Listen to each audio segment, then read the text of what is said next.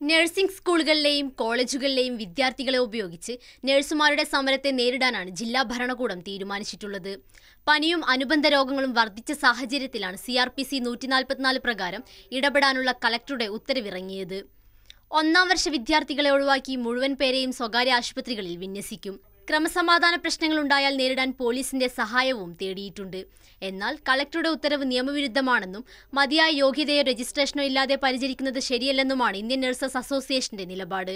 കളക്ടറുടെ ഉത്തരവ് ഇന്ന് ഹൈക്കോടതിയിൽ ചോദ്യം ചെയ്യുമെന്ന് INA പ്രസിഡന്റ് ലിബിൻ തോമസ് പറഞ്ഞു. കളക്ടർ ഈ ഓർഡർ ഞങ്ങൾ നാളെ ഹൈക്കോടതിയിൽ ചോദ്യം ചെയ്യുന്നുണ്ട്. അതുപോലെ തന്നെ ഇന്ത്യൻ നഴ്സിംഗ് കൗൺസിലിനും കേരള നഴ്സിംഗ് കൗൺസിലിനും ഞങ്ങൾ പരാതി കൊടുക്കും. വിദ്യാർത്ഥികളെ ഇതുപോലെ രോഗികളെ നോക്കുന്നതിനായിട്ടുള്ള അവർക്കതിനുള്ള അവകാശമില്ല. കാരണം അവർ കോഴ്സ് പൂർത്തിയാക്കാത്ത ആളുകളാണ്. 4 വർഷക്കാലത്തെ കോഴ്സ് പൂർത്തിയാക്കി ഇന്ത്യൻ നഴ്സിംഗ് കൗൺസിലിൻ്റെ അല്ലെങ്കിൽ കേരള നഴ്സിംഗ് കൗൺസിലിൻ്റെ രജിസ്ട്രേഷൻ കിട്ടാത്ത ഒരു നഴ്സിന് ഒരു രോഗിയെ പരിചരിക്കുന്നതിനോ അവർക്ക് ഇഞ്ചക്ഷൻ കൊടുക്കാനോ നിയമപരമായിട്ട് അവകാശമില്ല എന്നാണ് ഞാൻ മനസ്സിലാക്കുന്നത്. ഇതിനു പുറമെ ബുധനാഴ്ച സമരം നടത്തുന്ന നഴ്സുമാരുടെ കുടുംബാംഗങ്ങളെയും പൊതുജനങ്ങളെയും ഉൾപ്പെടുത്തിക്കൊണ്ട് കണ്ണൂർ കളക്ടറേറ്റിലേക്ക് മാർച്ച് നടത്താനും തീരുമാനിച്ചിട്ടുണ്ട്. അതേസമയം കണ്ണൂർ, കാസർഗോഡ് ജില്ലകളിലെ സ്വകാര്യ ആശുപത്രികളിൽ രോഗികളെ കൊണ്ട് നിറയുമ്പോഴും സമരം കാരണം പകുതിയോളം പേർക്ക് പോലും ചികിത്സ നൽകാൻ കഴിയുന്നില്ലെന്ന നിലപാടാണ് ആശുപത്രി അധികൃതർക്കുള്ളത്.